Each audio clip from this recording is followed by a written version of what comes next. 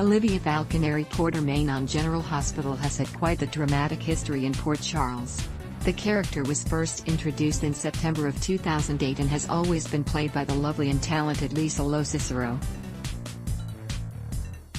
In 2015, the actress earned a Daytime Emmy Award nomination for Outstanding Supporting Actress for her work on GH. Olivia arrived in Port Charles to be maid of honor at her cousin's wedding to Sonny Corinthus, but the thing is, her cousin was Connie Falconeri, and Olivia didn't appreciate her ignoring her family and going by the name Kate Howard. They had a big argument at the wedding when Kate refused to wear a family heirloom, and Olivia was horrified when her cousin was later shot at the altar. As Kate slowly recovered, Olivia learned that Sonny had lied about leaving the mob as he'd told everyone. Of course, Olivia was keeping secrets of her own as she had a grown son with Sonny she never told him about. Kate accused Olivia of just being jealous that she'd won Sonny's heart, and threatened to tell him about his son. Olivia liked bad boys, but bad boys with a bottle of wine? Score. HowardWise/JPSstudios.com. Olivia got a job as the manager at the Metro Court and became close friends with Carly Corinthus, Carly Jacks at the time. She also started a relationship with Johnny Zachara that met with much disapproval from their families and friends. Olivia was pleased when her son, Dante Falconeri, arrived in town, but not that he was working for Sonny under an alias. Although married to Claudia Zachara, Sonny began professing his love to Olivia, who pushed him away.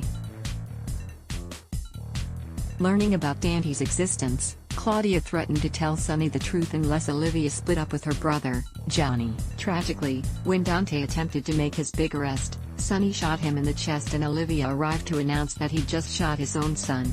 Sonny was shocked and also upset Olivia had never told him about Dante. Olivia was relieved when her son pulled through the surgery, but he was also upset she hadn't told him about his father.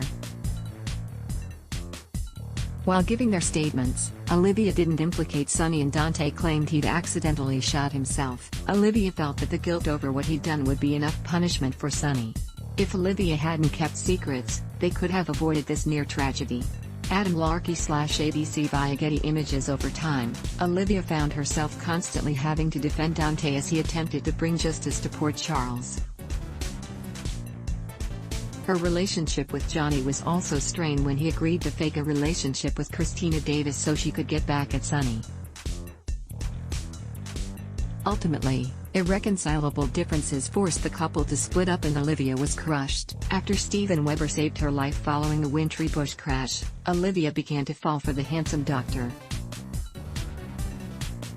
However, as their relationship developed, she grew concerned that he was keeping something from her regarding his past in Memphis. It turned out he'd let a prison inmate in a coma die so he could transplant his heart into a young girl. Olivia wasn't thrilled but understood and promised to keep his secret. When Steven's mother, Heather Weber, was released from Ferncliff, she knew immediately the former mental patient wasn't as well as she claimed and even hired Spinelli to look into her actions. Steve was upset and broke up with Olivia, who was then drugged by Heather with a syringe of LSD. Dante rescued his mother and rushed her to the hospital where she began having horrifying visions and Steve finally realized the truth about Heather. Olivia recovered from the LSD but following that, continued to have occasional psychic visions that turned out to be frighteningly accurate. Steven proposed to Olivia, who tearfully accepted, but she later had a vision of her fiancé covered in blood. It tragically came true when Heather tried to stab Olivia and Steven got between them. After he came through the surgery, Olivia wanted to marry him immediately in his hospital room but they were interrupted by the Memphis police who had caught up with Steven. Who can resist a man in uniform?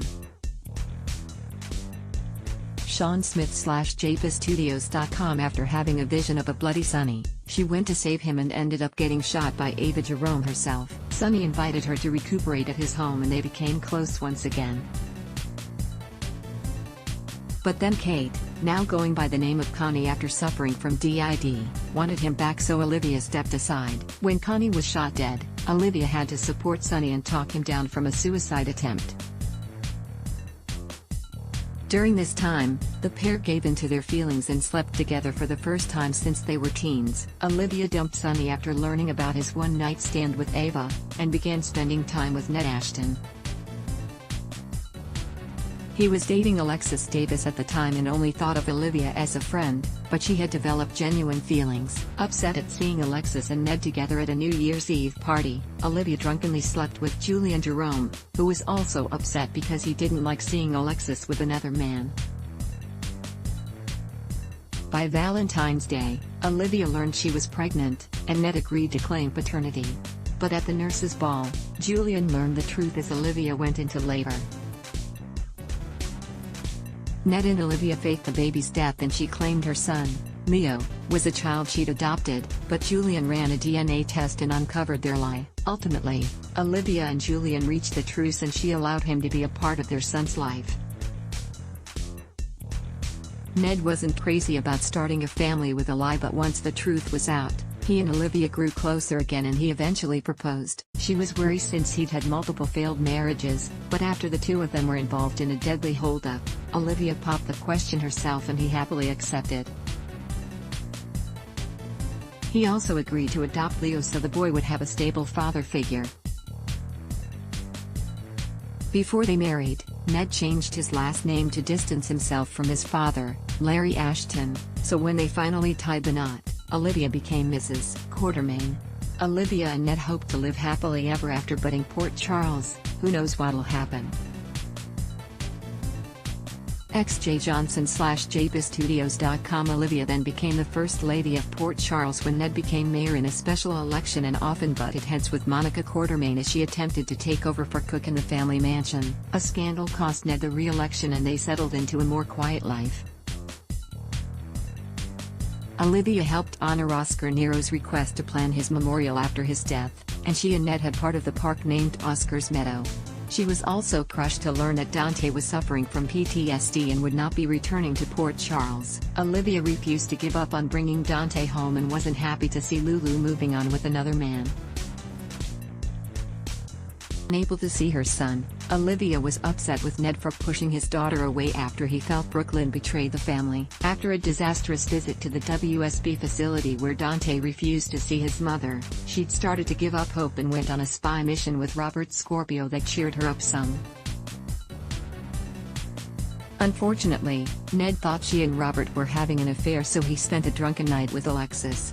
When Olivia found out what Ned and Alexis had been hiding from her, she was heartbroken, but things got even worse when a drunken Alexis stabbed Dante with a syringe at the hospital and Olivia feared she would lose her son. Dante recovered, but Olivia's marriage was another story as Ned tried to win her back.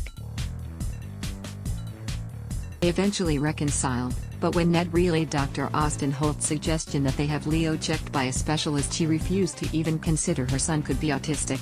When Ned persisted, Olivia grew so upset she asked for a divorce.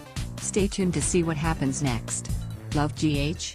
Be sure to join our We Love General Hospital Facebook group to chat about all the latest storylines and juicy gossip. Ad block test, why?